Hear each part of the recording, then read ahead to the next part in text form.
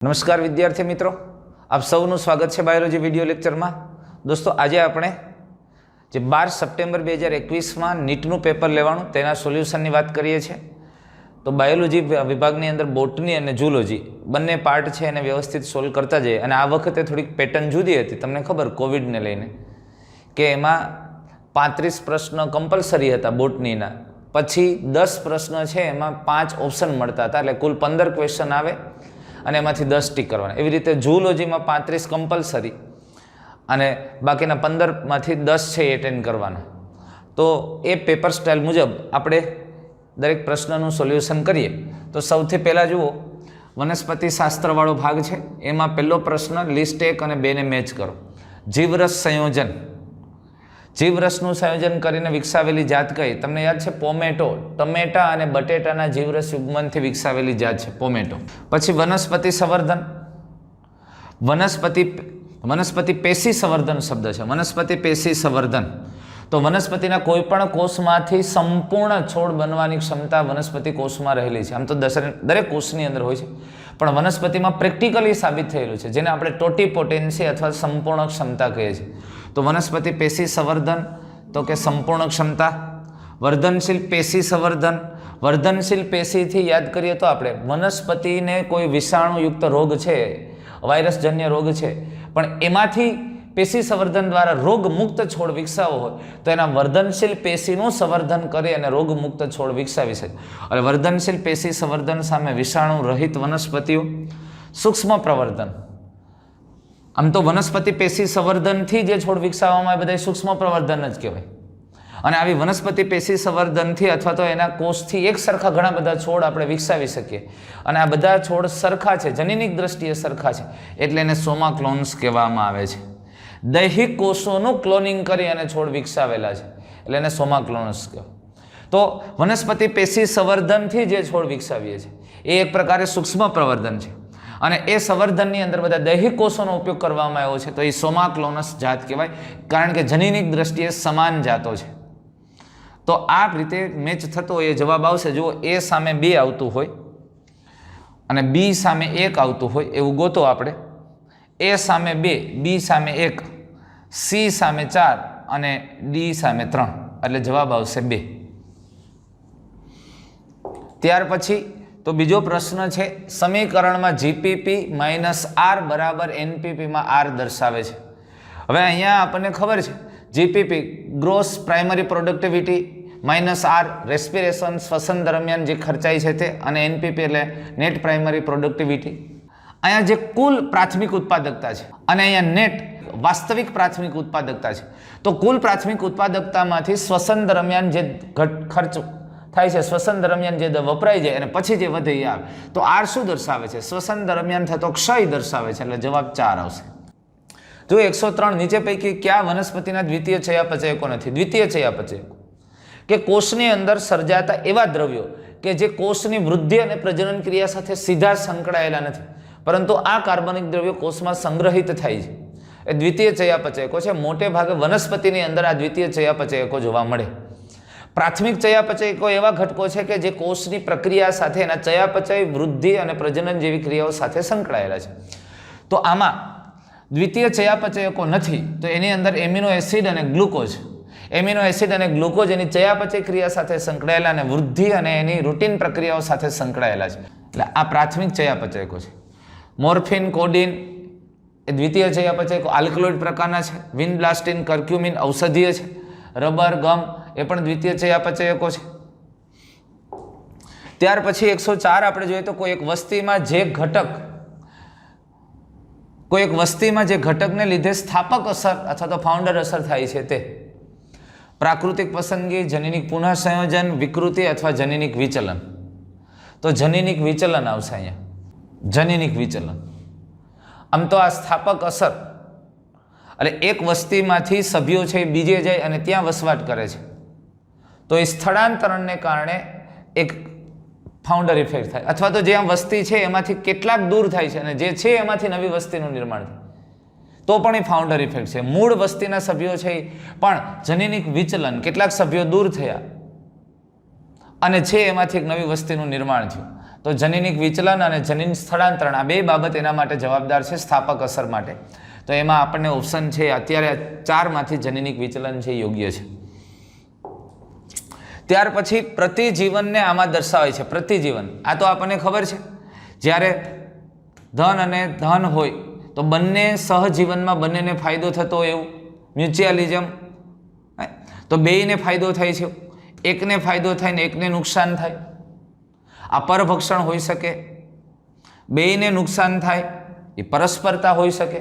તો આપણને ખબર છે કે આવી પ્લસ અને ઋણ નિશાની શું દર્શાવે છે? ધન છે એ સહજીવનની અંદર સજીવને ફાયદો દર્શાવે, ઋણ છે એ નુકસાન દર્શાવે છે, અને 0 છે એ નથી નુકસાન કે નથી લાભ દર્શાવે. તો પ્રતિજીવનની અંદર એવા પ્રકારનું આ સહજીવન એવા સજીવો સાથે રહે છે કે એકને કોઈ ફાયદો થાય કે ન થાય પણ બીજાને નુકસાન થાય, એવા સહજીવનને પ્રતિજીવન કહેવામાં આવે છે.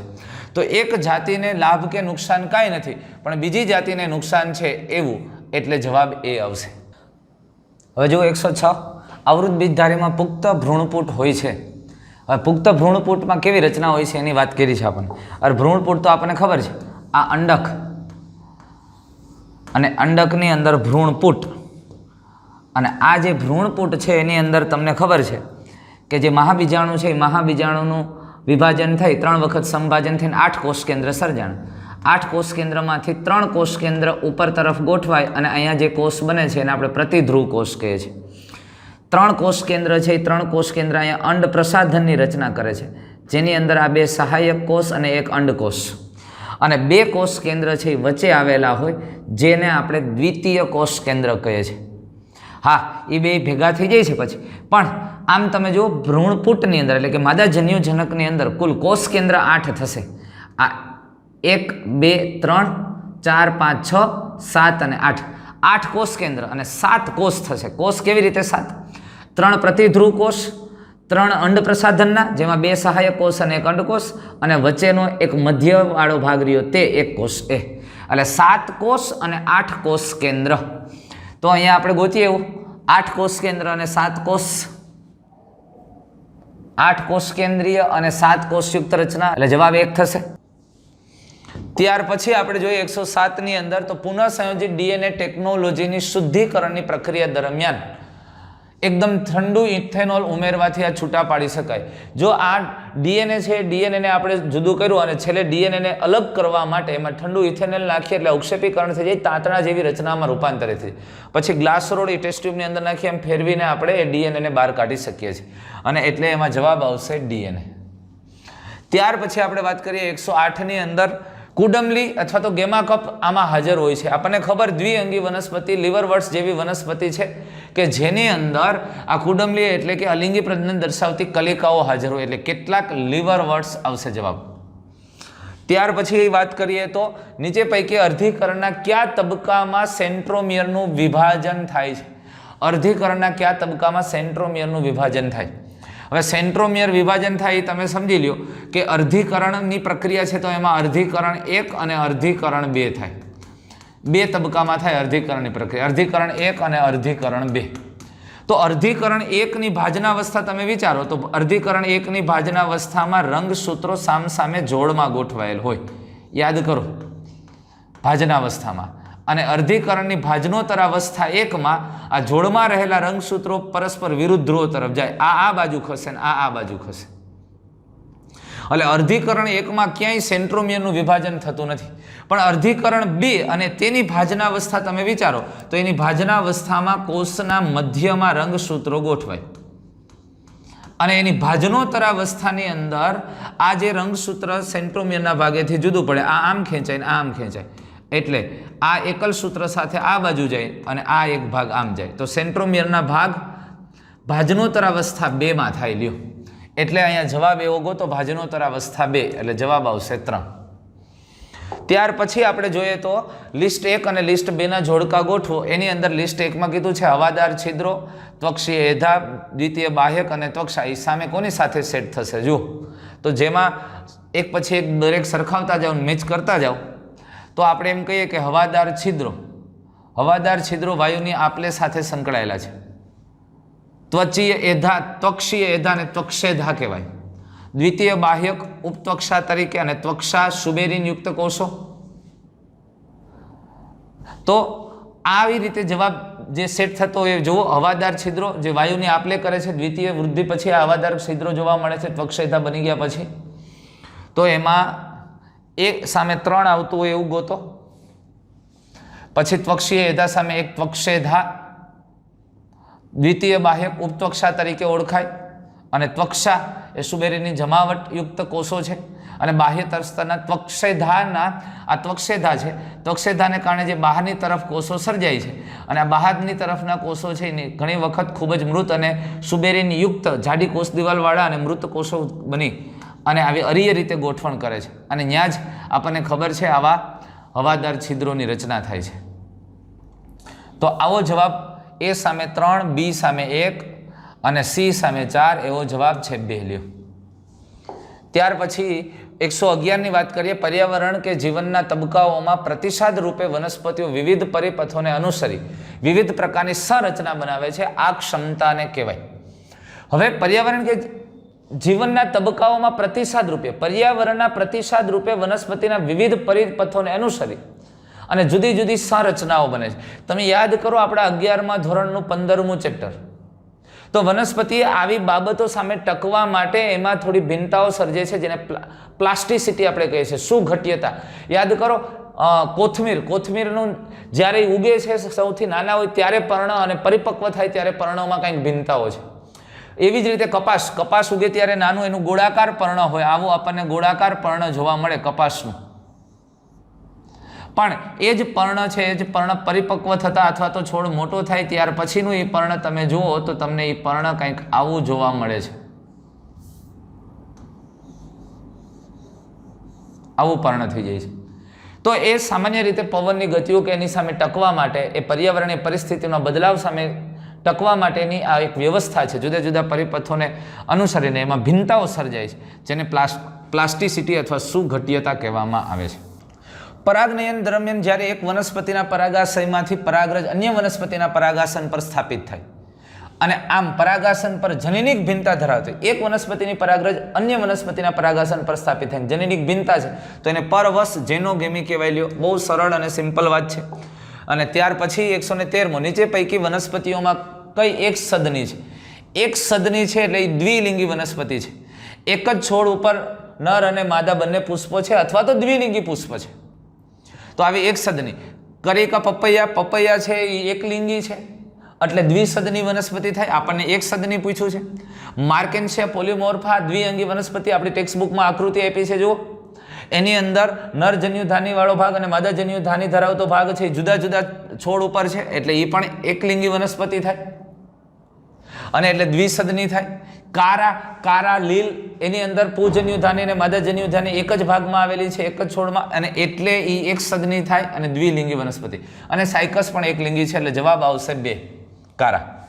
ત્યાર પછી 114માં આપેલ સેન્ટ્રલ ડોગમાના ફ્લો ચાર્ટને પૂર્ણ કરો. હવે આ સેન્ટ્રલ ડોગમાં આપ્યું છે ડીએનએમાંથી ડીએનએ, અહીંયા બી, આ એ છે mRNA, સી અને આ ડી.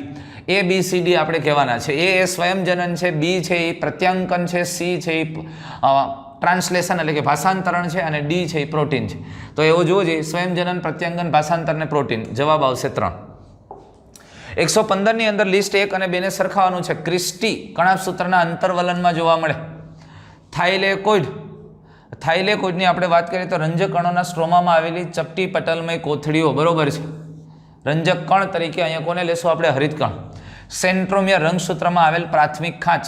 સિસ્ટરની અહીંયા ગોબી નહીં પણ ગોલ્ગી આવે, પણ આપણી પેપરમાં પણ આ મિસ્ટેક છે એટલે આપણે એમને રાખી હતી, પણ અહીંયા ગોલ્ગી પ્રસાધન આવે. તો ગોલ્ગી પ્રસાધનમાં આવેલ બિંબ આકારની કોથળી સિસ્ટરની, એ આપણને બહુ સ્પષ્ટ ખબર છે. સિસ્ટરની આપણને ગોલ્ગી પ્રસાધન અને અંતઃકોષરસ જાળમાં જોવા મળે. તો આના જવાબમાં એ સામે 3 આવતું એવું ગોતો. એ સામે 3, બી સામે 4, સી સામે 1 અને ડી સામે 2. તો જવાબ આવશે 3.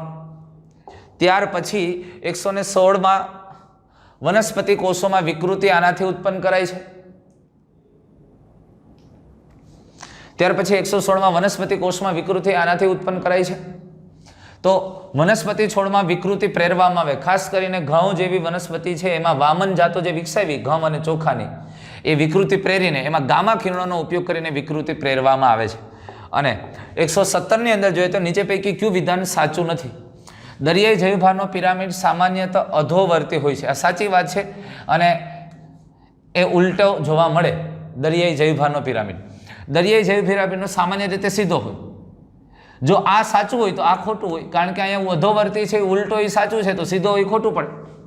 તો બીજું કંઈ ગોતવાની જરૂર નથી, એ જ ખોટું છે. ઉર્જાનો પિરામિડ હંમેશા સીધો, તૃણ નિવસન તંત્રમાં સંખ્યાનો પિરામિડ સીધો, એટલે આપણો જવાબ આવશે 2. પછી 118મો પ્રશ્ન જોઈએ તો કુદરતમાં આંતરજાતીય સ્પર્ધા હોવા છતાં સ્પર્ધક જાતિઓને તેમની ચિરંજીવિતા માટે કઈ ક્રિયાવિધિ ઉત્પન્ન કરી શકાય? આંતરજાતીય સ્પર્ધા છે ને છતાં લાંબુ જીવ્યું છે, તો એના સ્ત્રોતના ભાગ પાડી લઈએ. સ્ત્રોત વિભાજન એટલે બધાને પૂરતું મળે. માર્ક આર્થરે જુઓ વાત કરી સ્ત્રોત વિભાજનની, ઓલી ફુદકી વાળી વાત, એટલે જવાબ આવશે સ્ત્રોત વિભાજન. અને ત્યાર પછી 119ની વાત કરીએ તો લિસ્ટ 1 અને લિસ્ટ 2 સંલગ્નતા. હવે સંલગ્નતા એ 2 રીતે લઈ શકીએ. જનીન સંબંધી વાત હોય અને સંલગ્નતા એમાં સહલગ્નતા શબ્દ વાપરીએ છીએ, પણ આ સંલગ્નતા પાણીના અણુ વચ્ચેના આકર્ષણની વાત છે, કારણ કે સામે લિસ્ટ 2માં એ બધા આપ્યા છે. તો સંલગ્નતા પાણીના 2 ક્રમિક અણુઓ વચ્ચે લાગતું આકર્ષણ બળ. અભિલગ્નતા સપાટી અને પાણીના અણુ વચ્ચે લાગતું બળ, ધ્રુવીય સપાટી તરફ સર્જાતું આકર્ષણ બળ. પૃષ્ઠતાણ બળ, તમે જો વાયુ સ્વરૂપના અણુઓ કરતાં પ્રવાહીના અણુઓ વચ્ચે આકર્ષણ વધારે હોય છે, અને એટલે પ્રવાહી સ્વરૂપમાં વધુ આકર્ષણ, એ પૃષ્ઠતાણ. બિંદુત સ્વેદન, અને બિંદુત સ્વેદન તો આપણને ખબર છે કે જ્યારે છોડ પ્રવાહી સ્વરૂપે પાણીનો નિકાલ કરે, વ્યય કરે તે. તો એ સામે 2 અને બી સામે 4 આવું ગોતો, પેલું છે તો, અને સી સામે 1 અને ડી સામે 3, એટલે જવાબ 1 આવશે. અને ત્યાર પછી 120માં જોઈએ આપણે ડીએનએની શૃંખલાને ઇથિડિયમ બ્રોમાઇડ જેલથી અભિરંજિત કરી યુવી કિરણોમાં જોવામાં આવે તો આવા લાગશે. આપણને ખબર, ચળકતા નારંગી રંગના પટ્ટા દેખાશે, ચળકતા નારંગી રંગના પટ્ટાઓ. એકદમ ઇન્ફોર્મેટિવ ક્વેશ્ચન છે. પછી 121માં નીચે પૈકી કયું વિધાન ખોટું છે? પુખ્ત ચાલની નલિકાના ઘટકો વિશાળ સુસ્પષ્ટ કોષ કેન્દ્ર અને સામાન્ય કોષરસી અંગિકાઓ, એમાં કોષ કેન્દ્ર ન હોય, અભાવ હોય, એટલે ત્યાં જ ખોટું છે. બાકીના વાક્યો વાંચી લઈએ. સૂક્ષ્મ કાયો વનસ્પતિ અને પ્રાણી કોષો બંનેમાં હાજર હોય છે, આ સાચી વાત છે. પરિકોષ કેન્દ્રીય અવકાશ કોષ કેન્દ્રની અંદર આવેલ દ્રવ્યો અને કોષરસના દ્રવ્યો વચ્ચે અવરોધ બને છે. આપણને ખબર છે કોષની અંદર કોષ કેન્દ્ર અને કોષ કેન્દ્ર છે એ 2 પળનું આવરણ ધરાવે છે, કોષ કેન્દ્ર પટલ. અને કોષ કેન્દ્ર પટલમાં તમે યાદ કરો તો કે આવા વચ્ચે છિદ્રો આવેલા છે, અને કોષ કેન્દ્ર પટલ છે, કોષ કેન્દ્ર પટલ આ 2 પળનું બનેલું, અને વચ્ચે જે અવકાશ છે ને પરિકોષ કેન્દ્રીય અવકાશ કહેવાય. એટલે અહીંયા કોષ કેન્દ્ર પટલ અવરોધરૂપ બને છે, અથવા તો એનો જે અવકાશ છે એ કારણ કે પટલ છે એટલે પરિકોષ કેન્દ્રીય અવકાશ છે, એટલે એ વાક્ય પણ સાચું થશે. અને કોષ કેન્દ્રીય છિદ્રો કોષ કેન્દ્ર અને કોષરસ વચ્ચે પ્રોટીન અને આરએનએ અણુની અવરજવર માટે કાર્ય કરે. સાચી વાત છે, આ છિદ્રો દ્વારા દ્રવ્યોની અવરજવર થાય છે, અને એટલે આ ખોટું કીધું છે એ પેલું આવશે. 122માં જ્યારે રોગ ઉપચાર માટે મનુષ્ય પેશીમાં જનીન પ્રવર્ધન દ્વારા રોગકારક જનીનને લક્ષ્ય બનાવવાનો પ્રયાસ કરે.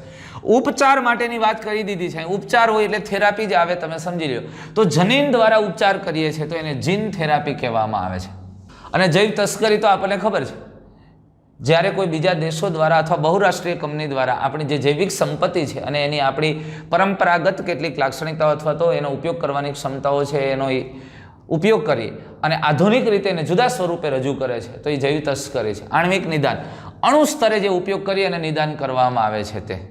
અને સેફ્ટી ટેસ્ટિંગની વાત તો એ છે કે કોઈ પણ વસ્તુની ટેસ્ટ કરીએ એ યોગ્ય છે કે નહીં, પહેલાં ટેસ્ટ કરી અને પછી એને પ્રેક્ટિકલી લોકો સુધી ઉપયોગમાં લઈ શકાય એ માટે ઉપયોગમાં કરવાની બાબત, એ સેફ્ટી ટેસ્ટિંગ છે.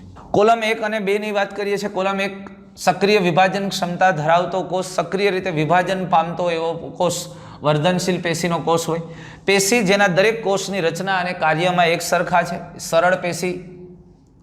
જુદી જુદી જાતના કોષો ધરાવતી પેશી, વાહક પેશી, જટિલ સ્થાયી પેશી કહી શકાય, તો એ નલિકા પેશી શબ્દ આપ્યો પણ વાસ્તવિક રીતે વાહક પેશી.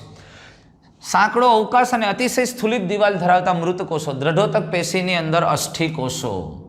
ત્યાં 2 પ્રકારના કોષો, અષ્ઠી કોષો અને તંતુ કોષો. તો એમાં આવો અતિશય સ્થુલિત હોય દ્રઢોતક પેશીનો કોષ અષ્ઠી કોષ છે. તો જવાબ ગોતો લ્યો.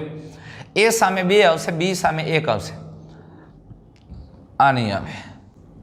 સક્રિય વિભાજન ક્ષમતા ધરાવતો કોષ, એ સામે 2, બી સામે 4, સી સામે 1 અને ડી સામે 3. બરોબર, 1 જ આવશે ભાઈ. ત્યાર પછી 124 પોલિમરેઝ ચેઇન રિએક્શનના ચરણોમાં નીચે પૈકી કઈ શૃંખલા સાચી છે? એટલે પોલિમરેઝ ચેઇન રિએક્શનમાં પહેલા જો ડીએનએની બંને શૃંખલાઓ ખુલ્લી થાય એટલે વિનૈસર્ગીકરણ થાય. પછી તાપમાન એટલે 90 ડિગ્રી સેલ્સિયસ જેટલું તાપમાન કરીએ, પછી તાપમાનને થોડું નીચું કરીએ અને એમાં કેટલાક પ્રાઇમર નાખ્યા હોય, તાપમાન નીચું લઈ આવીએ અને આપણે પ્રાઇમર એડ કરીએ એટલે તાપમાનુષિત થાય, એની સાથે જોડાય અને પછી વિસ્તૃતીકરણ થાય. એટલે વિનૈસર્ગીકરણ, તાપમાનુષિત અને વિસ્તૃતીકરણ જવાબ 1. 125 ની વાત કરીએ, નીચે પૈકી કઈ લીલ કેરાજીન ઉત્પન્ન કરે છે? તો કેરાજીન દ્રવ્ય ઉત્પન્ન કરે એવી લીલ છે રાતી લીલ, અને કથાઈ લીલ છે આલ્જીન દ્રવ્ય ઉત્પન્ન કરે છે. 126 નીચે પૈકી કઈ પીસીઆર ની ઉપયોગિતા નથી? આણ્વિક નિદાન, છૂટા તારેલ પ્રોટીનનું શુદ્ધિકરણ આ જ ન હોય. પીસીઆરમાં સામાન્ય રીતે ડીએનએ આરએનએ આપણે લઈ શકીએ. જનીન પ્રવર્તન, જનીનનું વિસ્તૃતીકરણ કરવું, મોટી સંખ્યા મેળવવી, જનીન વિકૃતિનું નિદાન, એ બધું પીસીઆર થી થઈ શકે. આ ન હોય. છૂટા તારેલ પ્રોટીનનું શુદ્ધિકરણનું કામ પીસીઆર દ્વારા નથી થતું. ત્યાર પછી સેલાજિનેલા અને સાલ્વિનિયા જેવી જાતિઓમાં 2 પ્રકારના બીજાણુ ઉત્પન્ન કરે છે, તો આવી વનસ્પતિઓને આ કહેવાય. હવે 2 અલગ અલગ પ્રકારના બીજાણુ ઉત્પન્ન કરે છે તો એને વિષમ બીજાણુ કહેવાય. અને એક શબ્દ અહીંયા તમે સમજી લો, અહીંયા સોરસ આપ્યું છે, હોમોસોરસ વિષમ. સોરસ બીજાણુ જેમાં ઉત્પન્ન થાય બીજાણુ ધાની, અને બીજાણુ ધાનીનો જે સમૂહ છે એને સોરી અથવા સોરસ કહેવાય. સમજાણું તમે? પણ અહીંયા અલગ અલગ બીજાણુ ઉત્પન્ન કરતી વનસ્પતિને વિષમ બીજાણુક વનસ્પતિ કહેવામાં આવે છે. પછી 128 દ્વિગુચ્છી પુકેસર, દ્વિગુચ્છી એટલે પુકેસર 2 સમૂહમાં આવેલો એવી વનસ્પતિ, મોટા ભાગે ફેબેસી કુળની વનસ્પતિ, વટાણા છે પીઝમ સટાઇવમ, તો એ દ્વિગુચ્છી વનસ્પતિ. લીંબુ છે સાઇટ્રસ, એ બહુગુચ્છી વનસ્પતિ છે. જાસૂદ છે એ એકગુચ્છી છે, જાસૂદ એકગુચ્છી છે, લીંબુ છે એ બહુગુચ્છી છે, અને વટાણા દ્વિગુચ્છી છે. 129 જ્યારે ગુણસૂત્ર બિંદુ એટલે કે રંગસૂત્રમાં આવેલું સેન્ટ્રોમિયર, એ રંગસૂત્રોની 2 સરખી ભુજાઓને મધ્યમાં સ્થિત હોય, એટલે રંગસૂત્ર બિંદુ અથવા તો સેન્ટ્રોમિયર એ 2 બાજુ સરખી ભુજાઓ હોય ને મધ્યમાં આવેલ હોય, તો આવા રંગસૂત્રને મધ્ય કેન્દ્રીય અથવા મેટાસેન્ટ્રિક રંગસૂત્ર કહેવામાં આવે છે. બરોબર ને? અને એ આપણને સ્પષ્ટ ખબર, એકદમ ઇન્ફોર્મેટિવ સરળ પ્રશ્ન. 130 નીચે પૈકી કઈ લીલમાં સંચિત ખોરાક સ્વરૂપે મેનિટોલ હોય છે? અને મેનિટોલ બદામી લીલની અંદર હોય, બદામી લીલનું ઉદાહરણ છે એક્ટોકાર્પસ. બરોબર ને? એટલે મેનિટોલ છે એ બદામી લીલની અંદર હોય, બદામી લીલનું એક્ઝામ્પલ અહીંયા એક્ટોકાર્પસ આપેલું છે. તો 131 આપણે વાત કરીએ, કોઈ એક સમયે ભૂમિમાં હાજર પોષકો જેવા કે કાર્બન, નાઇટ્રોજન, ફોસ્ફરસ, કેલ્શિયમ વગેરે આ કહેવાય. એટલે હાજર સ્થિત છે, જે પ્રાપ્ય થાય, વનસ્પતિને પ્રાપ્ય થાય એવા સ્વરૂપે ખનિજ તત્વો રહેલા છે, એને ઉપલબ્ધ સ્થિતિ કહેવામાં આવે છે, ઉપલબ્ધ સ્થિતિ અવસ્થા. સમજાણો તમને? ચર્માવસ્થા કોને કહેવાય તમને ખબર? જ્યારે અનુક્રમણ થઈને અંતિમ અવસ્થા હોય એ ચર્માવસ્થા છે. ચરમ સમાજ એ દરમિયાન જે રહેલો જૈવ સમાજ એને ચરમ સમાજ કહેવાય. ઊભો પાક જે સામાન્ય રીતે નિવસન તંત્રની અંદર જે જૈવ વિવિધતા, જે સજીવો જીવંત હાલ રહેલા છે એ બધાને ઊભો પાક કહેવામાં આવે છે. અને ઉપલબ્ધ સ્થિતિ અવસ્થા એટલે કે જમીનમાં જે દ્રવ્યો છે, જે અકાર્બનિક ખનિજ તત્વો છે અને એ વનસ્પતિ માટે પ્રાપ્ય સ્વરૂપે છે, એ બધા ઉપલબ્ધ સ્થિતિ અવસ્થા કહેવાય. 132 આપણે જોઈએ તો જુવારમાં કાર્બન ડાયોક્સાઇડ સ્થાપનમાં સૌપ્રથમ સ્થાયી નિપજ. જુવારમાં કાર્બન ડાયોક્સાઇડ, જુવાર એટલે તમને ખબર છે એકદળી વનસ્પતિ અને C4 પ્લાન્ટ છે, તો એમાં સૌપ્રથમ કાર્બન ડાયોક્સાઇડની સ્થાયી નિપજ ઓક્ઝેલો એસિટિક એસિડ હોય, OAA. PEP સાથે કાર્બન ડાયોક્સાઇડ જોડાઈને બનતું સંયોજન.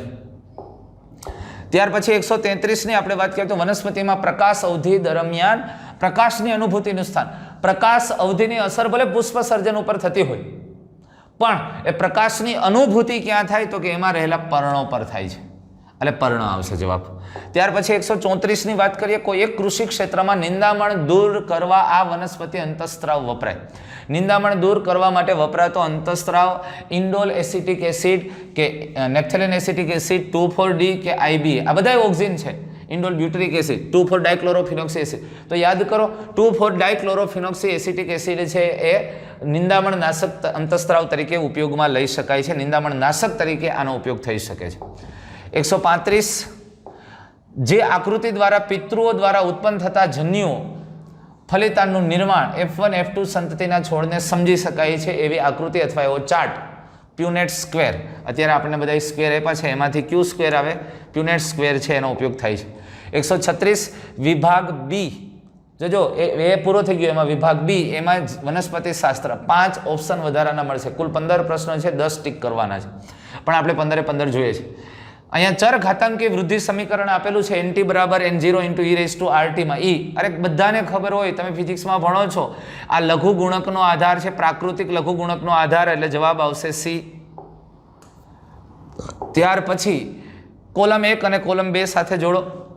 નાઇટ્રોકોકસ બેક્ટેરિયા, નાઇટ્રોકોકસ એમોનિયાનું નાઇટ્રાઇટમાં રૂપાંતરણ, રાઇઝોબિયમ હવાના નાઇટ્રોજનનું એમોનિયામાં રૂપાંતરણ, થાયોબેસિલસ ડીનાઇટ્રિફિકેશન, નાઇટ્રોબેક્ટર નાઇટ્રાટનું નાઇટ્રેટમાં રૂપાંતરણ, NO2- આયનમાંથી NO3- આયન બનાવે. અને બધા સંપૂર્ણ ઇન્ફોર્મેટિવ આપણને ખબર. તો હવે આમાં જુઓ જી, A સામે 2 આવતું હોય, B સામે 4 આવતું હોય, C સામે 1, એટલે જવાબ આવશે 1. અહીંયા જવાબ આવશે 1. પછી 138 વાત કરીએ છીએ, લિસ્ટ 1. એસ તબક્કો, એસ તબક્કા દરમિયાન ડીએનએનું સ્વયંજનન થાય અને તારા કેન્દ્ર પણ બેવડાય. અત્યારે જે આપ્યું એની સાથે મેચ કરો, ડીએનએ સ્વયંજનન લઈ શકાય. G2 તબક્કો, પ્રોટીન સંશ્લેષિત. નિષ્ક્રિય તબક્કો સંભાજન ડીએનએ દ્વિગુણનો, તો પ્રોટીન સંશ્લેષણ થાય, આરએનએનું સંશ્લેષણ પણ થાય. કેવા પ્રોટીન? કોષ વિભાજનની પ્રક્રિયામાં વપરાતા, એટલે ખાસ કરીને સૂક્ષ્મ નલિકાઓના નિર્માણ સાથે સંકળાયેલા પ્રોટીન, ટ્યુબ્યુલિન જેવા પ્રોટીનનું સંશ્લેષણ. વિરામી અવસ્થા, નિષ્ક્રિય તબક્કો G0 અવસ્થા, હા આમ ચયાપચયની દ્રષ્ટિએ સક્રિય હોય પણ કોષ વિભાજન માટે નિષ્ક્રિય. G1 તબક્કો સંભાજન અને ડીએનએ દ્વિગુણન, એટલે કે સંભાજન અને એસ તબક્કા વચ્ચેનો મધ્ય વિરામ. તો આવું ગોતો. A સામે 4 આવતું હોય એવું એક તો અહીંયા છે, B સામે 1, C સામે 2, યસ જવાબ આવશે 3. ત્યાર પછી આપણે 139 વાત કરીએ. નીચે પૈકી સાચું વિધાન ઓળખો. કેપિંગમાં મિથાઇલ ગ્વાનોસાઇન ટ્રાયફોસ્ફેટ હિટ્રોન્યુક્લિયસ આરએનએના 3' છેડા પર ઉમેરવામાં આવે છે. બેક્ટેરિયામાં પ્રત્યાંકનની પ્રક્રિયાને પૂર્ણ કરવા આરએનએ પોલિમરેઝ રો ઘટક સાથે જોડાય છે. યસ આ સાચું છે, કારણ કે અહીંયા આ 5' છેડા સાથે ઉમેરવામાં આવે અને 3' છેડે પોલી એ ટેલિંગ પ્રક્રિયા થાય. પ્રત્યાંકન એકમમાં આવેલ સંકેતન શૃંખલા mRNAમાં પ્રત્યાંકન પામે. સંકેતન શૃંખલા ન પામે, ટેમ્પલેટ શૃંખલા પ્રત્યાંકન પામે. સ્પ્લાઇટ જનીન ગોઠવણી આદિ કોષ કેન્દ્રીયની લાક્ષણિકતા નહીં, સુકોષ કેન્દ્રીયની લાક્ષણિકતા છે, અને એટલે જવાબ સાચો થશે 2. 140 આપણે વાત કરીએ પ્લાઝમિડ PBR 322 જનીન એમ્પિસિલિન આર અંતર્ગત PST1 રિસ્ટ્રિક્શન ઉત્સેચક સ્થાન છે. તો જે એમ્પિસિલિન પ્રતિકાર શક્તિ આપે છે, એટલે PBR ની અંદર આ એક એવું જનીન છે અહીંયા કે જે જનીન એમ્પિસિલિન રેઝિસ્ટન્સ જનીન છે, પણ આ એમ્પિસિલિન રેઝિસ્ટન્સમાં PST1 નું ઓળખ સ્થાન છે, ઓળખ શૃંખલા છે. તો આ ઉત્સેચક બીટા ગેલેક્ટોસાઇડેઝ ઉત્પાદન માટે જનીન દાખલ કરવા વપરાય. જો આ ઉત્સેચક બીટા ગેલેક્ટોસાઇડેઝ ઉત્પાદન માટે જનીન દાખલ કરવા વપરાય, તો આ PST1 છે એ રિસ્ટ્રિક્શન ઉત્સેચકની મદદથી અહીંયા બીટા ગેલેક્ટોસાઇડેઝ માટેનું જનીન અંદર દાખલ કરીએ એટલે અહીંથી કટ થાય, એટલે આ ભાગ અહીંથી કટ થવાનો અને કટ થઈને ત્યાં આપણે બીટા ગેલેક્ટોસાઇડેઝનું જનીન દાખલ કર્યું. હવે આની અભિવ્યક્તિ થાય તો બીટા ગેલેક્ટોસાઇડેઝ સર્જાય, પણ આ ભાગ આ બેક્ટેરિયા છે એ એમ્પિસિલિન રેઝિસ્ટન્સ નો રહે, કારણ કે એમ્પિસિલિન રેઝિસ્ટન્સનું જનીન કટ થયું. તો એવો ઓપ્શન ગોળ. તો યજમાન કોષને એમ્પિસિલિન પ્રતિકાર શક્તિ નહીં આપી શકે, એ વાત સાચી છે. હજી બીજા જુઓ, રૂપાંતર પામેલ કોષને એમ્પિસિલિન પ્રતિકાર તેમજ બીટા ગેલેક્ટોસાઇડ ઉત્પાદન બને ક્ષમતા હશે, એ ખોટું પડે, બે ન હોય. યજમાન કોષનું અપઘટન થાય એવું થાય એવી વાત એ યોગ્ય નથી. બેવડી ક્ષમતા સાથેનો એક નવતર પ્રોટીન ઉત્પન્ન થાય, આ જવાબ 1 સાચો છે.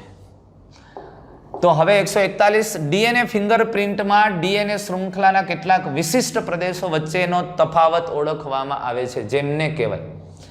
ડીએનએ ફિંગરપ્રિન્ટના ડીએનએ શૃંખલાના કેટલાક વિશિષ્ટ પ્રદેશો વચ્ચેનો તફાવત ઓળખવામાં આવે.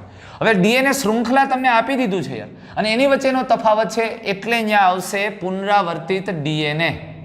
આપણે જો આખા ડીએનએના જથ્થામાંથી શિખરો જુદા પાડવાની વાત કરી હોય તો સેટેલાઇટ ડીએનએ આવે, એટલે અહીંયા પુનરાવર્તિત ડીએનએના ઘટકો આવશે, ચોક્કસ નાઇટ્રોજન બેઝ. ત્યાર પછી 142 નીચે પૈકી કયું વિધાન સાચું છે? 2 કોષોના યુગ્મનને કેન્દ્રક સંલયન કહેવામાં આવે છે. 2 કોષોના યુગ્મનને કેન્દ્રક સંલયન ન કહેવાય, કોષ સંયુગ્મન કહેવાય, એટલે આ તો ખોટું થશે. 2 ચલિત કે અચલિત જન્યુઓનું જીવરસ યુગ્મને કોષરસ યુગ્મતા કહેવાય, આ વાત સાચી છે. 2ના જીવરસ યુગ્મ થાય તો એને કોષરસ યુગ્મન કહેવાય. 2 સજીવો જીવિત વનસ્પતિઓ પર નભે તેમને મૃતોપજીવી કહેવાય, એને પરોપજીવી કહેવાય, એ ખોટું થશે ભાઈ. તો કેટલાક સજીવો હવાના નાઇટ્રોજનનું સ્થાપન કેટલાક ખાસ કોષમાં કરી શકે તેવા કોષને આચ્છાદની અભિકોષ કહેવામાં આવે, એટલે એ ખોટું છે. એટલે જવાબ સાચો થશે 2. બે ચલિત કે અચલિત જન્યુઓના જીવરસ યુગ્મને કોષરસ યુગ્મન કહેવાય. ત્યાર પછી 143 કોલમ 1 અને કોલમ 2 આ આપણા સિલેબસમાં આમ એનટીએ કાઢી નાખેલા કુળનો પ્રશ્ન છે, પણ એના પુષ્પસૂત્ર આપણને આપ્યા છે. જુઓ જી, એક વસ્તુ સિમ્પલ છે, અનિયમિત છે, ઉભયલિંગી છે, વજ્રપત્ર 5 યુક્ત, દલપત્ર 1+2 યુક્ત, એટલે આ પતંગિયાકાર માટેના રચના છે. તમે સમજો, પતંગિયાકાર કલિકાંતર વિન્યાસ. અને પુ કેસર દ્વિગુચ્છી, એક 9નો સમૂહ, 1નો સમૂહ, સ્ત્રી કેસર 1 અને બીજાશય છે ઉચ્ચસ્થ છે, એટલે ફેબેસી કુળ દર્શાવે છે. અને અહીંયા નિયમિત ઉભયલિંગી વજ્રપત્ર 5 યુક્ત, દલપત્ર 5 યુક્ત પણ પુ કેસર સંલગ્ન છે, અને પુ કેસર 5 મુક્ત, સ્ત્રી કેસર 2 અને બીજાશય ઉચ્ચસ્થ, આ છે સોલેનેસી. અને 3 હોય અને પરિદલપુંજ છે, જુઓ, એટલે વિચારવાનું જ ન હોય, લીલી એસી. અને આપણને બ્રાસિકેસી કુળ નથી આપ્યું, પણ રાય આપી છે, અને રાયના પુષ્પસૂત્ર સાથે સરખાવ તો રાયનું કુળ બ્રાસિકેસી છે. એટલે એ સામે 3 આવતું હોય અને બી સામે 4 આવતું હોય એવું ગોતો. સી સામે 2 અને ડી સામે 1, જવાબ આવશે 1. ત્યાર પછી 144ની આપણે વાત કરીએ. આજકાલ એ શક્ય છે કે કેન્સર પેદા કરતા વિકૃત પામેલ જનીનને તેના પૂરક ડીએનએને રેડિયો એક્ટિવ પ્રોબ દ્વારા ક્લોન કોષમાં સંવર્ધિત કરી ઓટો રેડિયોગ્રાફીથી ઓળખી શકાય, કારણ કે હવે પ્રોબ છે એ ઓલરેડી સામાન્ય રીતે આપણા કોષોમાંથી જ બનાવેલી રચનાઓ છે, ડીએનએનો જ એક ભાગ છે. અને પ્રોબ આપણે જોઈએ વિવિધ પ્રકારના પ્રોબ બનાવી શકાય. હવે સામાન્ય કોષમાંથી બનાવેલા જે પ્રોબ છે એ રેડિયો એક્ટિવ છે. હવે કેન્સર પેદા કરતા વિકૃત પામેલ જનીનને તેના પૂરક ડીએનએને રેડિયો એક્ટિવ પ્રોબ દ્વારા ક્લોન કરવામાં આવે. પણ કેન્સર કોષો છે તો એમાં તો ઓલરેડી વિકૃતિ થઈ ગઈ છે, એટલે એ પ્રોબ સાથે જોડાશે જ નહીં. પ્રોબને પૂરક ન્યુક્લિયોટાઇડ એમાં હશે જ નહીં.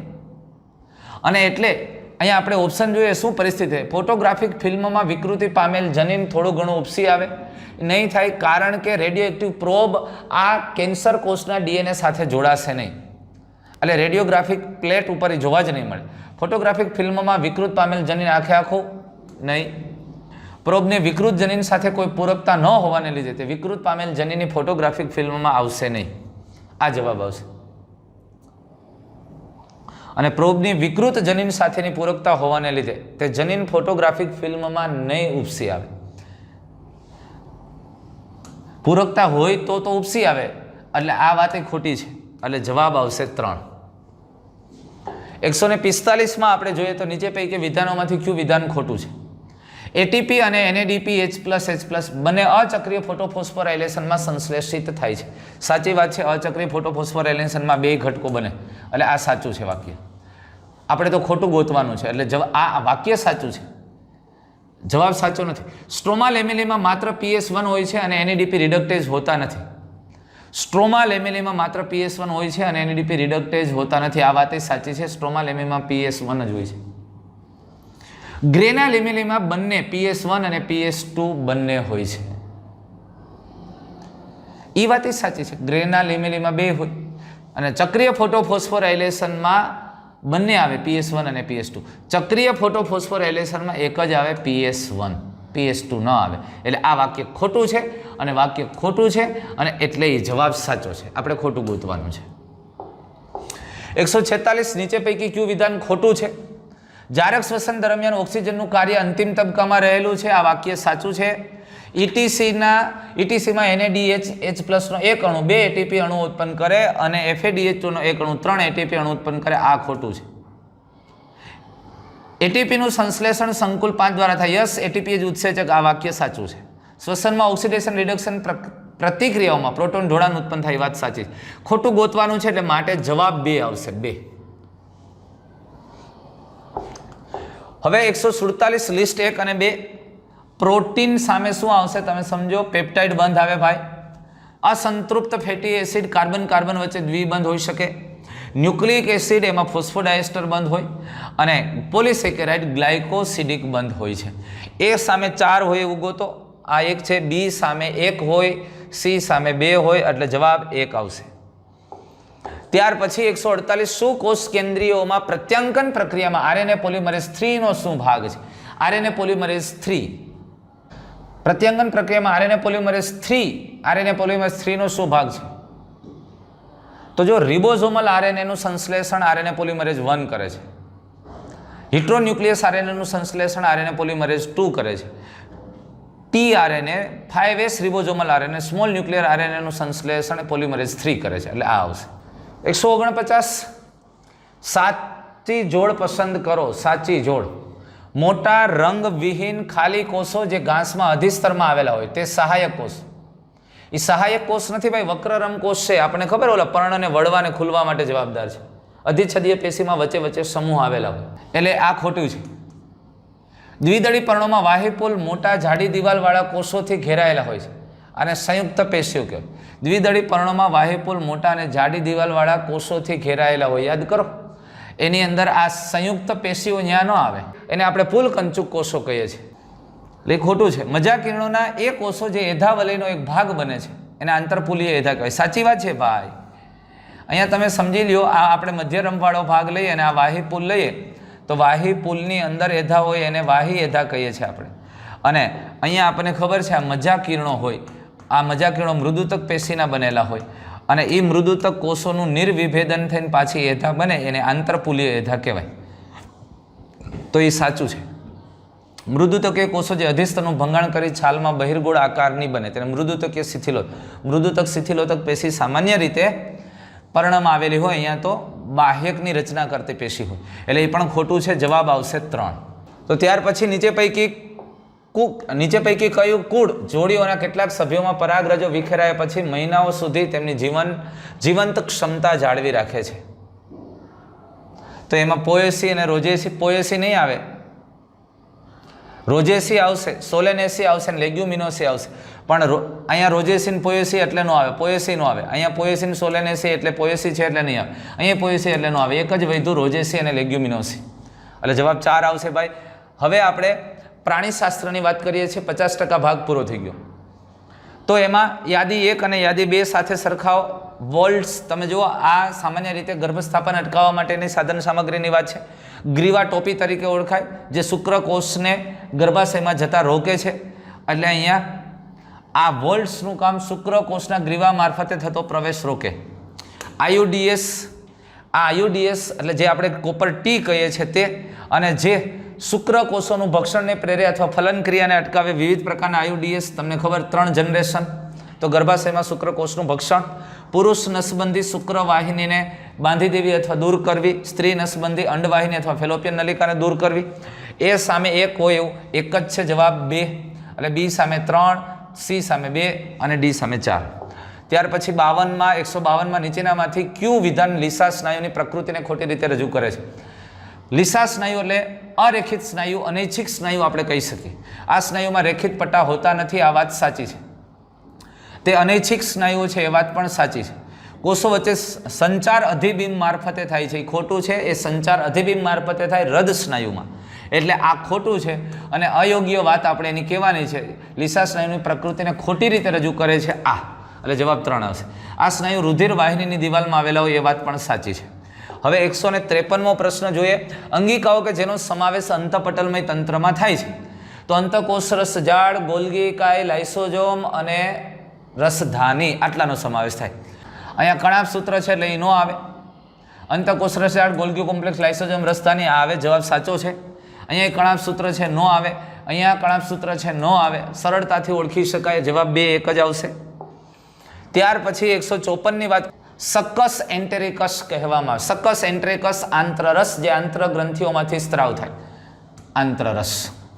ત્યાર પછી 155 નીચેનામાંથી કયું અંતસ્ત્રાવ મુક્ત કરતું આયુડીએસ છે?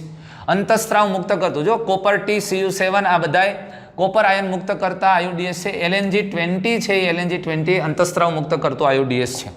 156 નીચેનામાંથી શેનો સમાવેશ મસ્કીડી કુળમાં થાય છે? મસ્કીડી, વંદો, ઘરમાખી. ઘરમાખીનું યાદ કરો, મસ્કા ડોમેસ્ટિકા, અને એનું કુળ છે મસ્કીડી, એટલે ઘરમાખી આવશે. 157 આ જો એડેનાઇન 30% હોય તો ડીએનએ અણુ બનાવતો હોય તો તેમાં થાઇમિન, ગ્વાનિન અને સાઇટોસિન. એક વસ્તુ સમજી લ્યો, એડેનિન 30% છે તો થાઇમિન પણ 30% હોય, કારણ કે એડેનિન અને થાઇમિનની માત્રા સરખી હોય. તો આ 30 ને 30 60% તો આ થઈ ગયું. હવે 40 બાકી રહ્યું 100%માં. તો સાઇટોસિન અને સાઇટોસિન અને ગ્વાનિનની માત્રા 20-20% હોય. તો જુઓ જી, જ્યાં થાઇમિન 30% હોય અને ગ્વાનિન અને સાઇટોસિન 20-20% હોય, એવો જવાબ આવશે C3 આવશે. અહીંયા 158માં સસ્તન પ્રાણીમાં શુક્રકોષ અને જોડાણ માટેના ગ્રાહકો શેના પર આવેલા હોય છે? સસ્તન પ્રાણીમાં શુક્રકોષ જોડાણ માટેના ગ્રાહકો રિસેપ્ટર શેના પર આવેલા છે? કોરોના, રેડિયાટા, અંડપિંડ એવી વાત કરી છે અલગ અલગ. તો આપણે જોઈએ અંડકોષ છે અને મનુષ્યના અંડકોષની અંદર તમને ખબર 3, એક વિટેલાઇન મેમ્બ્રેન અને ત્યાર પછી ઝોના પેલુસિડા અને ઝોના પેલુસિડા પછી તમને ખબર કોરોના રેડિયાટા, જે પુટકીય કોષયુક્ત રચના છે, કોષયુક્ત રચના કોરોના રેડિયાટા. આ કોરોના રેડિયાટા પછી ઝોના પેલુસિડાનું સ્તર છે, ત્યાં ચોક્કસ પ્રકારના રિસેપ્ટર આવેલા છે. અહીંયા વિશિષ્ટ પ્રોટીન છે એ શુક્રકોષના ગ્લાયકોપ્રોટીન ઝોના પેલુસિડા 3 ખરેખર શુક્રકોષ પર રિસેપ્ટર આવેલા. તો અહીંયા રહેલા પ્રોટીન શુક્રકોષ સાથે જોડાય છે અને જેથી ફલનની ક્રિયામાં એ મદદરૂપ થાય છે. ઝોના પેલુસિડા 3 આ ગ્લાયકોપ્રોટીન ઘટકો આવેલા હોય શુક્રકોષ ઉપર. અને એટલે આપણે વાત કરીએ છીએ અંડકોષ સાથે શુક્રકોષ સાથે જોડાણ માટેના ગ્રાહકો અંડકોષમાં હોય અને અંડકોષના કયા સ્તરમાં હોય? ઝોના પેલુસિડામાં હોય. 159ની વાત કરીએ તો નીચેનામાંથી ક્યુ પાકોમાં જૈવિક રક્ષણાત્મકતા માટેનું હેતુ નથી? જૈવિક રક્ષણાત્મકતા બાયોફોર્ટિફિકેશનમાં આપણે આપણા પાકને વધુ પ્રોટીન સભર અથવા કાર્બન પોષક દ્રવ્યો યુક્ત અથવા ખનિજ તત્વો યુક્ત બનાવીએ છીએ. પણ એ જૈવિક રક્ષણાત્મકતા સાથે રોગ પ્રતિકારકતા વધારવી એ સંકળાયેલી બાબત નથી. પોષક દ્રવ્યો, ખનિજ દ્રવ્યો, વિટામિનની માત્રા વધારી શકાય અને મનુષ્ય માટે, માનવ સમાજ માટે વધુ પોષક સભર ખોરાક પ્રાપ્ત થાય એ માટેની વ્યવસ્થા છે. એટલે એમાં રોગ પ્રતિકારકતા વધારવી એમાં લાગુ નહીં પડે. 160માં પ્રશ્નની અંદર તારા કેન્દ્ર કયા તબક્કામાં દ્વિગુણન થાય? એસ તબક્કામાં. એમાં તારા કેન્દ્ર અને ડીએનએ બેયનું દ્વિગુણન થતું જોવા મળે છે. અને 161માં વાત કરીએ તો દીર્ઘકાલીન સ્વરોગ પ્રતિકારક કે જે સ્નાયુ જોડાણને અસર કરે છે, જેનાથી થાક લાગે, કંકાલ સ્નાયુઓની નબળાઈ, લકવા વગેરે જેવી અસરો થાય. એ તો તમને ખબર છે. સ્નાયુઓ અને ચેતાતંતુના જોડાણ ઉપર અસર થાય, માયસ્થેનિયા ગ્રેવિસ, સ્વપ્રતિકારકતા રોગ માયસ્થેનિયા ગ્રેવિસ. પછી 162ની આપણે વાત કરીએ તો 162માં સમખંડતા નુપુરકની અંદર જોવા મળે છે. ક્લાસિફિકેશનનો પ્રશ્ન, વર્ગીકરણનો. નલિકા તંત્ર અહીંયા જલવાહક તંત્ર નથી કીધું, નલિકા તંત્ર કીધું છે, જે સછિદ્ર સમુદાયમાં વાદળીમાં ને એમાં નાની નાની નલિકાઓ દ્વારા પાણી અંદર થાય તે. કંકત તક્તિઓ કંકત ધરામાં જોવા મળે, ડંખાંગિકા કોષ્ઠાંત્રીમાં જોવા મળે. તો આ વર્ગીકરણનો ભાગ છે. આપણે 11મા ધોરણનું ચેપ્ટર 4. તો જુઓ જી, એ સામે શું આવશે? એ સામે 4 આવશે, બી સામે એ સામે 3 આવશે ને બી સામે 4 આવશે. કંકતમાં 2 અને ડીમાં 1. ઓકે. ત્યાર પછી 163 પીસીઆરના ઉપયોગથી જનીન પ્રવર્ધન પ્રક્રિયા દરમિયાન જો શરૂઆતમાં ખૂબ જ ઊંચું તાપમાન જાળવવામાં ન આવે તો નીચેનામાંથી પીસીઆરની કઈ પ્રક્રિયા પ્રથમ અસરગ્રસ્ત થશે? બાયોટેકનોલોજી વાળી ચેપ્ટર જુઓ અને જેમાં પીસીઆરની વાત છે.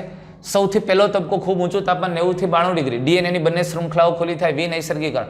જો ઊંચું તાપમાન ન આપવામાં આવે તો વિનૈસર્ગીકરણ ન થાય, એટલે જવાબ 3 આવશે. અસરગ્રસ્ત થાય એ ભાગ તબક્કો કયો? વિનૈસર્ગીકરણ. તો 164 નીચેના વિધાન વાંચો જેમાં એકાંતર જનન કૃમિઓમાં જોવા મળે. ન મળે કોષ્ઠાંતરી સમુદાય ઓબેલિયામાં જોવા મળે. સૂળ ત્વચીઓમાં ત્રિગર્ભસ્તરીય અને દેહકોષ્ઠી પ્રાણીઓ છે, એ વાત સાચી છે. ગોળ કૃમિઓ અંગતંત્ર સ્તરીય શરીર રચના આયોજન ધરાવે છે, સાચી વાત છે. કંકત તક્તિઓ કંકત ધરામાં જોવા મળે, જે પાચનમાં મદદ કરે નહીં. હલનચલન પ્રચલન પક્ષમયુક્ત રચના છે, ખોરાક ગ્રહણમાં મદદરૂપ થાય. જલવાહક તંત્ર સૂળ ત્વચીઓની લાક્ષણિકતા છે, સાચી વાત છે ભાઈ. તો આમાંથી સાચો જવાબ પસંદ કરો ભાઈ. સી અને ડી અને ઈ સાચા છે. સી, બી, સી અને ઈ સાચા છે. તો જવાબ 4 આવશે. લ્યો, આ પણ વર્ગીકરણ વાળું ચેપ્ટર છે ભાઈ. 11મું ધોરણ ચેપ્ટર 4. 165 ડોબ્સન એકમનો ઉપયોગ શેની જાડાઈ માપવા માટે થાય છે? ડોબ્સન એકમનો ઉપયોગ ઓઝોનની જાડાઈ માપવા માટે. આપણને ખબર પૃથ્વીનું જે વાતાવરણ છે એ પૃથ્વીની સપાટીથી લઈને વાતાવરણની ટોચ સુધીમાં વાયુઓના સ્તરની જાડાઈ માપવા માટે ડોબ્સન એકમ વપરાય છે. તો આ ઓઝોનની જાડાઈ માપવા માટે પણ ડોબ્સન એકમનો ઉપયોગ થાય છે. 166 કયો એકમાત્ર ઉત્સેચક શક્તિમાન છે કે જે પ્રોકેરિયોટામાં પ્રત્યાંકન પ્રક્રિયા દરમિયાન આરંભ, લંબાઈ એટલે કે પ્રલંબન અને સમાપ્તિનું ઉત્પ્રેરણ કરે છે? તો એ તો આરએનએ પોલિમરેઝ છે. ડીએનએ આધારિત આરએનએ પોલિમરેઝ, કારણ કે ડીએનએ માંથી પ્રત્યાંકન થઈને આરએનએ બનાવે છે અને એટલે ડીએનએ આધારિત આરએનએ પોલિમરેઝ ઉત્સેચક આવશે. શરૂઆતમાં એ પ્રત્યાંકનની શરૂઆત થાય ત્યારે સિગ્મા કારક જોડાય, પછી પ્રલંબન થાય અને છેલ્લે અંતમાં રો કારક જોડાય, પણ ઉત્સેચક એક જ છે. 167 ડીએનએમાં એન્ડોન્યુક્લિયસ દ્વારા ચોક્કસ જગ્યાએ આવેલ ઓળખક્રમને ઓળખી અને ચોક્કસ જગ્યાએથી કાપવામાં આવતી શૃંખલા. તો એ તો ખબર છે, ડીએનએની અંદર ચોક્કસ સંખ્યાએથી કટ થાય રિસ્ટ્રિક્શન ઉત્સેચક દ્વારા. એ શૃંખલા 4 થી 8 નાઇટ્રોજન બેઝની શૃંખલા છે. ઉલટ સુલટ સરખી વાંચી શકાય. પેલિન્ડ્રોમિક શૃંખલા, પેલિન્ડ્રોમિક ન્યુક્લિયોટાઇડ શૃંખલા, એટલે જવાબ 3 આવશે. ડીજનરેટિવ પ્રાઇમર શૃંખલા જે વિઘટન થાય છે એ ન હોઈ શકે. ઓકાઝાકી શૃંખલા, ઓકાઝાકી જે નાના નાના ટુકડાઓ થાય ડીએનએ સ્વયંજનન દરમિયાન, તમને ખબર, એક શૃંખલા, એક સતત શૃંખલા છે અને એક તૂટક શૃંખલા છે જેમાં તૂટક ડીએનએના ટુકડાઓ. અને પોલી એ પૂછ, એ તો આપણને ખબર હેટ્રોન્યુક્લિયસ સર્જના પછી સર્જાય તે, એટલે જવાબ 3 આવશે. 168 ફળમાખીના દરેક કોષમાં 8 રંગસૂત્રો હોય અને 8 રંગસૂત્રો એ દ્વિકીય અવસ્થા છે. અહીંયા 2n = 8 છે. તો સમવિભાજનની આંતરાવસ્થામાં જો જીવન તબક્કામાં રંગસૂત્રની સંખ્યા 8 હોય તો એસ તબક્કા પછી રંગસૂત્રની સંખ્યા, અરે સિમ્પલ વાત છે ભાઈ, જીવનમાં 8 રંગસૂત્રો છે, જીવન તબક્કા પછી 8 હોય તો એસ તબક્કા પછી પણ રંગસૂત્ર 8 જ હોય. પણ અહીંયા જે રંગસૂત્રો 8 આવા હતા જીવન તબક્કા પછી, પણ એસ તબક્કા પછી રંગસૂત્રો 8 જ હોય પણ બેવડાયેલા હોય. રંગસૂત્રની સંખ્યા તો 8 જ રહે. સમજાય છે આ વસ્તુ? એટલે અહીંયા ખાસ ધ્યાનમાં રાખજો, અહીંયા પણ કોષ જીવનમાં દ્વિકીય હોય અને એસ તબક્કા પછી કોષ તો દ્વિકીય હોય, પણ અહીંયા દ્વિકીય હોય પણ ડીએનએનો જથ્થો 2C હોય. અહીંયા કોષ દ્વિકીય હોય પણ ડીએનએનો જથ્થો 4C હોય. એટલે ડીએનએનો જથ્થો બેવડાઈ ગયો, રંગસૂત્રની સંખ્યા તો સમાન જ હોય, અને એટલે અહીંયા પણ જવાબ 8 આવે. 169 ઓડીના મુદ્રિકા સ્નાયુ ક્યાં આવેલા છે? ઓડીના મુદ્રિકા સ્નાયુ આપણને ખબર છે, યકૃત અને સ્વાદુપિંડમાંથી જ્યારે સ્વાદુરસ યકૃત સ્વાદુપિંડ નલિકા દ્વારા પક્વાશયમાં ઠલવાય ત્યાં. અને આપણને ખબર, ચેપ્ટર નંબર 16 નો પ્રશ્ન 11મા ધોરણમાં, તો યકૃત સ્વાદુપિંડ નલિકા અને પક્વાશયના જોડાણ સ્થાને ઓડીના મુદ્રિકા સ્નાયુનો વાલ્વ આવેલો છે. 170 ની આપણે વાત કરીએ, મેચ કરો 1 અને 2. તો એસ્પરજિલસ નાઇજર સાઇટ્રિક એસિડના નિર્માણ સાથે, એઝેટોબેક્ટર એસિટિક એસિડના નિર્માણ સાથે, ક્લોસ્ટ્રીડિયમ બ્યુટેરિકમ બ્યુટેરિક એસિડના નિર્માણ, લેક્ટોબેસિલસ લેક્ટિક એસિડ. બહુ સરળ. તો આ પણ સૂક્ષ્મ જીવોના મહત્વ ઉપયોગિતા સાથે સંકળાયેલા ચેપ્ટરમાં. હવે યાદ કરો જી, મેચ કરો જી. એ સામે 3 સાઇટ્રિક એસિડ, બી સામે 1, સી સામે 4 અને ડી સામે 2. જવાબ આવશે 1. 171 નીચેનામાંથી કયા સજીવો પોલું, છિદ્રિષ્ઠ અને લાંબુ હાડકું ધરાવે? પોલું, છિદ્રિષ્ઠ, લાંબા હાડકા પક્ષીઓની અંદર હોય. છિદ્રિષ્ઠ અસ્થિઓ વજન ઓછું કરવા માટે. નિયોફોન. આ નિયોફોન એટલે તમને ખબર છે, વલ્ચર એટલે કે ગીધ. મેક્રોપસ ચામાચીડિયું છે. હેમિડેક્ટાઇલિસ ગરોળી છે. ઓર્નિથોરિંક્સ આ બતક ચાંચ છે, સસ્તન છે, અને એટલે જવાબ આવશે 1, નિયોફ્રોન, પક્ષી, વલ્ચર, ગીધ. સિકલ સેલ એનેમિયાના વિષમયુગ્મી જનીનોવાળા નર અને માદા વચ્ચે સંકરણ થાય તો કેટલા ટકા સંતતિ થાય? સિકલ સેલ એનેમિયાનું વિષમયુગ્મી જનીન છે, તમે સમજી લ્યો. આ નોર્મલ જનીન છે અને આ નોર્મલ જનીન છે, અને અહીંયા એક વિષમયુગ્મી, આ સિકલ સેલ એનેમિયા માટે. તો 2 વ્યક્તિ વિષમયુગ્મી છે, એક સામાન્ય જનીન અને એક સિકલ સેલ એનેમિયા. તો આની સંતતિમાં 25% સંભાવના થાય કે એ રોગગ્રસ્ત થાય, બાકી વાહક થઈને બચી જાય. જો આ પ્રકારના જન્યુ સર્જન આ 2 ભાઈ થાય તો સંપૂર્ણ નોર્મલ વ્યક્તિ થાય. જો આ અને આ થાય તો એ વાહક થવાની સંભાવના છે. આ અને આ થાય તો પણ વાહક થાય, એટલે 50% શક્યતા વાહકની છે. અને જો આ 2 ભેગા થાય જન્યુઓ તો અસરગ્રસ્ત થાય. એટલે 25% અસરગ્રસ્ત થવાની, 25% તંદુરસ્ત રહેવાની અને 25% વાહકની સંભાવના. એટલે જવાબ આવશે 3. 173ની આપણે વાત કરીએ તો વાયુ કોષ્ઠ પર ઓક્સિજન અને કાર્બન ડાયોક્સાઇડનું આંશિક દબાણ. ટેબલમાંથી પ્રશ્ન પૂછી લીધો આપણને, અને આ 17મા ચેપ્ટરનો પ્રશ્ન છે કે ઓક્સિજન અને કાર્બન ડાયોક્સાઇડનું આંશિક દબાણ વાયુ કોષ્ઠની અંદર, વાયુ કોષ્ઠમાં ઓક્સિજનનું દબાણ 104 અને કાર્બન ડાયોક્સાઇડનું 40 mmHg હોય છે. ઇન્ફોર્મેટિવ વાત 174, સમાગમને લગતા રોગો શેના દ્વારા ફેલાય છે? જંતુમુક્ત સોયના ઉપયોગ. જંતુમુક્ત સોય હોય તો ન ફેલાય, સંક્રમિત વ્યક્તિનું રુધિર ચઢાવવાથી ફેલાય. એટલે અહીંયા જો બહુ સરસ મજાની વાત કરી દીધી, અહીંયા ઘણીવાર ભૂલ થઈ જાય.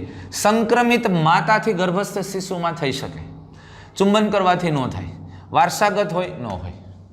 તો જવાબ આવે આપણા બી અને સી સાચા થાય. ફક્ત બી અને સી સાચા જવાબ પસંદ કરો. તો હવે 175ની વાત કરીએ. નીચેનામાંથી કયા આરએનએ પ્રોટીન સંશ્લેષણ માટે જરૂરી હોતા નથી? mRNAની જરૂર પડે, tRNAની જરૂર પડે, rRNA સ્મોલ ઇન્ટરફેરોન્સ RNAની અહીંયા જરૂર ન પડે. આ તો સામાન્ય રીતે આપણને ખબર છે, સૂત્રકૃમિ જેવા રોગોને મારવા માટે ઇન્ટરફેરોન્સ અથવા સ્મોલ ઇન્ટરફેરોન્સ RNAની જરૂર પડે, siRNA હોય.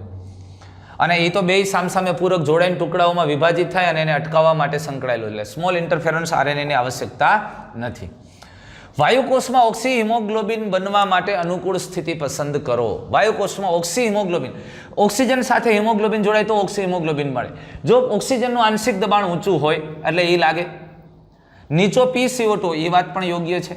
ઓછો H+ એટલે pH વધુ છે, આ લાગુ પડે ભાઈ. pH ઓછી હોય એટલે કે એસિડિક માધ્યમ હોય તો અઘરું છે. અને નીચું તાપમાન, આ લાગે. આ પહેલો જવાબ છે, યોગ્ય છે.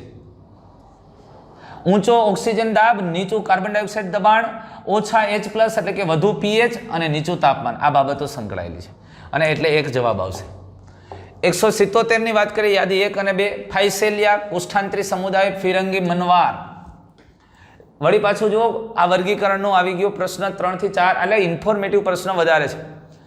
લિમ્યુલ્સ, કિંગ-ક્રેબ, જીવંત અશ્મિ, એન્સિલોસ્ટોમા, કૃમિ, હુકવોર્મ અને પિંક ટાડા, મોતીછીપ.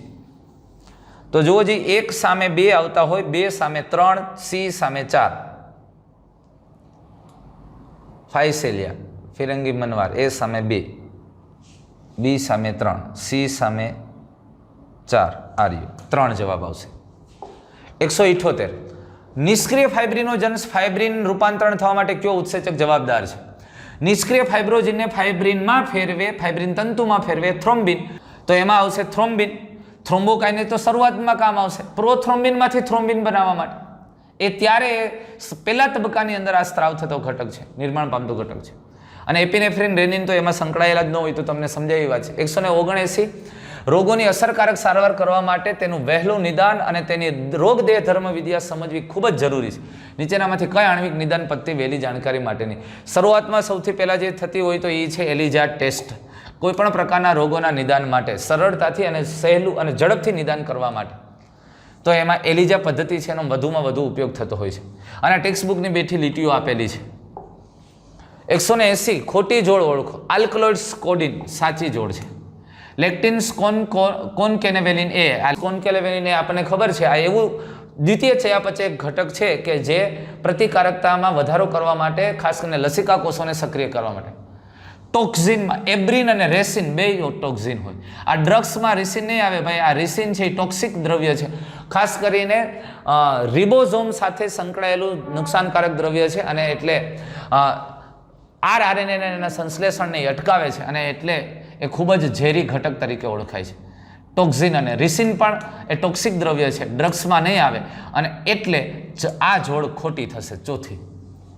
181, નીચેનામાંથી અર્ધીકરણની પૂર્વાવસ્થાના કયા તબક્કાનું ખાસ લક્ષણ છે કે જેમાં સ્વસ્તિક ચોકડીઓ દૂર થઈ જાય? સ્વસ્તિક ચોકડીઓ સ્પષ્ટ દેખાય ડિપ્લોટિનમાં અને દૂર સંપૂર્ણપણે થઈ જાય ડાયકાઇનેસિસમાં. એટલે 3, કારણ કે અહીંયા બે સમજાત રંગસૂત્રો છૂટા પડશે, અને એટલે જવાબ આવશે ડાયકાઇનેસિસ. હવે 182ની આપણે વાત કરીએ. ઇન્સ્યુલિન પરિપ્રેક્ષ્યમાં સાચો વિકલ્પ પસંદ કરો. પરિપક્વ ઇન્સ્યુલિનમાં સી પેપ્ટાઇડ હાજર નથી, આ સાચી વાત છે. rDNA પદ્ધતિ દ્વારા બનાવેલ ઇન્સ્યુલિનમાં સી પેપ્ટાઇડ હોય છે, ખોટી વાત છે. પ્રો ઇન્સ્યુલિનમાં સી પેપ્ટાઇડ હોય, સાચી વાત છે. ઇન્સ્યુલિનમાં એ પેપ્ટાઇડ અને બી પેપ્ટાઇડ એકબીજા સાથે ડાયસલ્ફાઇડ બંધ દ્વારા પરસ્પર જોડાયેલો હોય છે, સાચી વાત છે. એટલે અહીંયા એ, સી અને ડી સાચું છે. સી પેપ્ટાઇડ તમને ખબર છે, ઇન્સ્યુલિનના બંધારણમાં એ, અને આ બી પેપ્ટાઇડ છે.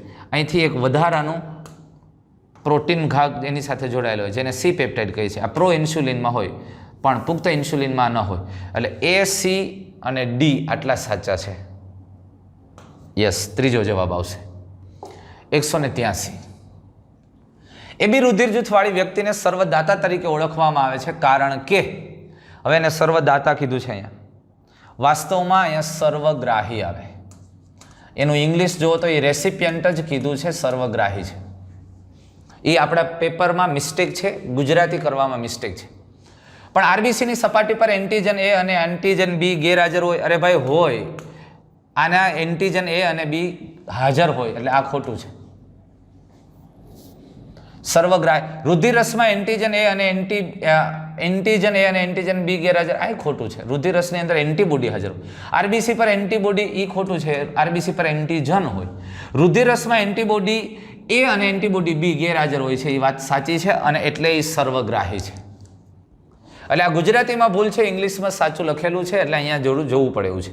184મો પ્રશ્ન, એરિથ્રોપોએટિન અંતસ્ત્રાવ કે જે આરબીસીના નિર્માણને પ્રેરે છે તે શેના દ્વારા ઉત્પન્ન થાય?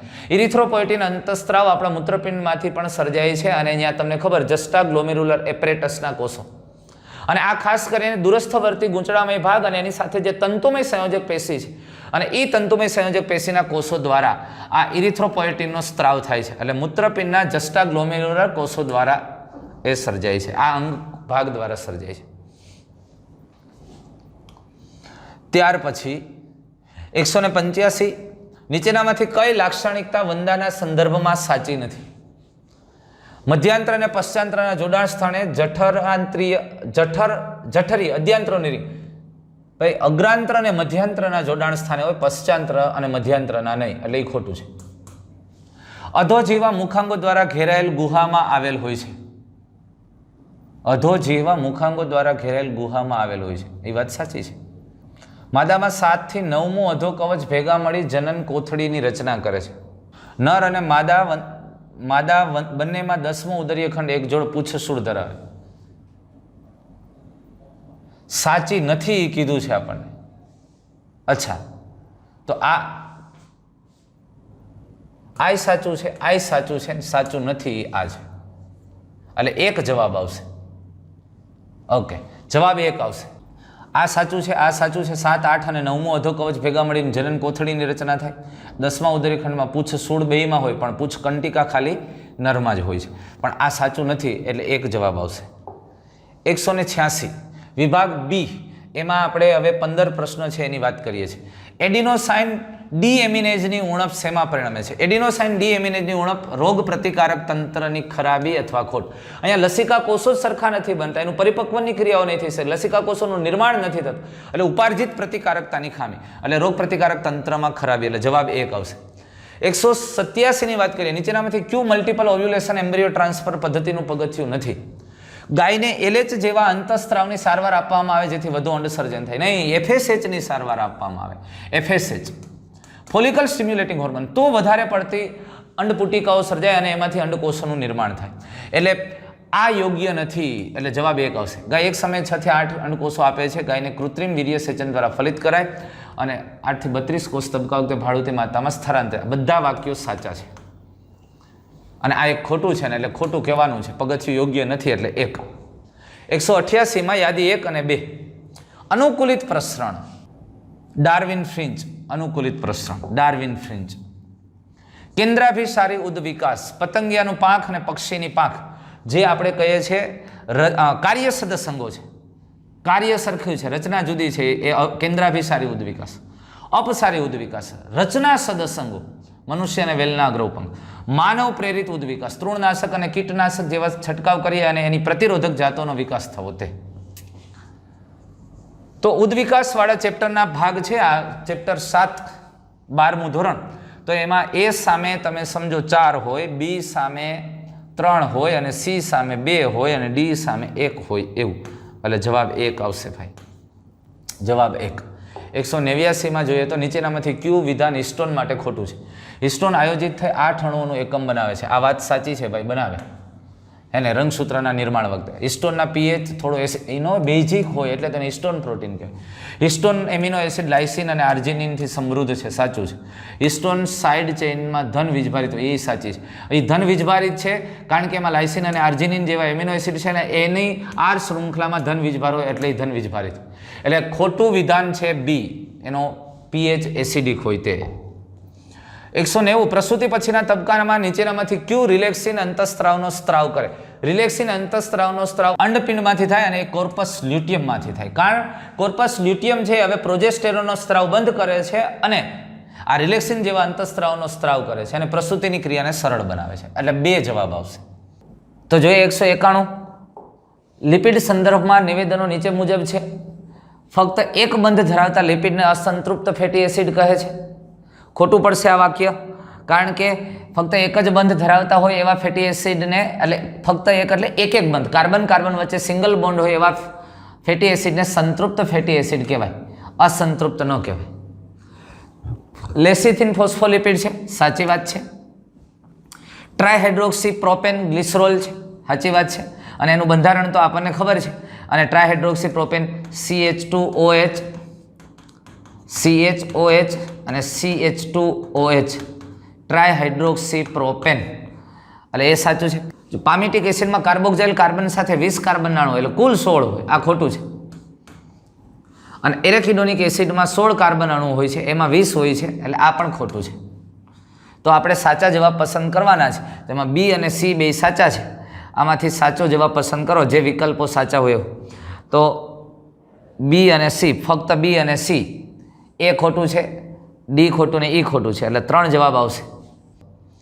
192 યાદી 1 અને 2 ફિલારિયોસિસ અથવા ફાઇલેરિયાસિસ વુકેરેરિયા બ્રોનક્રાફ્ટી આપણે હાથીપગો જેને કહીએ છીએ, ફિલારિયોસિસ. અમીબિયાસિસ જેને આપણે મરડો કહીએ છીએ એન્ટામીબા હિસ્ટોલાઇટિકા દ્વારા થાય. ન્યુમોનિયા હિમોફિલસ ઇન્ફ્લુએન્ઝા અથવા ન્યુમોકોકસ બેક્ટેરિયા દ્વારા થાય. રિંગવોર્મ ટ્રાઇકોફાઇટોન એપિડમોર્ફાઇટોન વગેરે જેવી ફૂગ દ્વારા થાય. તો એ સામે 3, બી સામે 4, સી સામે 1, એટલે જવાબ આવશે 2. અને આ આપણે રોગવાળા ચેપ્ટરની વાત કરી શકીએ, એટલે કે 8મા ચેપ્ટર 12મા ધોરણનો પ્રશ્ન. 193 કોષીય જોડાણના પ્રકારોને ઓળખો જે પદાર્થોને પેશીની બહાર નીકળતા અટકાવે અને આયનો અને અણુઓની ત્વરિત સ્થાનાંતરણ મારફતે પાડોશી કોષ સાથે સંચારની અનુકૂળતા. એટલે એવું કીધું છે કે પેશીમાંથી દ્રવ્યોને બહાર નીકળતા અટકાવે એવું જોડાણ, તો એ દ્રઢ જોડાણ હોય, ટાઈટ જંકશન હોય. પણ બીજા એક એવા જોડાણની વાત છે કે પાડોશી કોષ સાથે દ્રવ્યની આપલે થાય એવું અવકાશી જોડાણ. એટલે અનુક્રમે દ્રઢ જોડાણ અને અવકાશી જોડાણ એ જવાબ આવે, એટલે જવાબ 2 થાય. ત્યાર પછી આપણે 194મો પ્રશ્ન જોઈએ. સ્નાયુ સંકોચન દરમિયાન નીચેનામાંથી કઈ ઘટના થાય છે? એચ ઝોન અદ્રશ્ય થાય, સાચી વાત છે. એચ ઝોન અદ્રશ્ય થાય, એ બેન્ડ પહોળો થાય, એ બેન્ડમાં કોઈ જ ફેરફાર ન થાય સ્નાયુ સંકોચન દરમિયાન.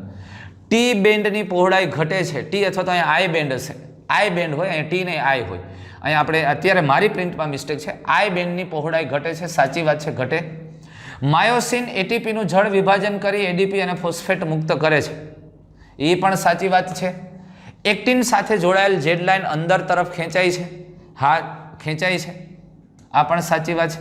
તો એ સાચું છે, સી સાચું છે, ડી સાચું છે અને ઈ સાચું છે.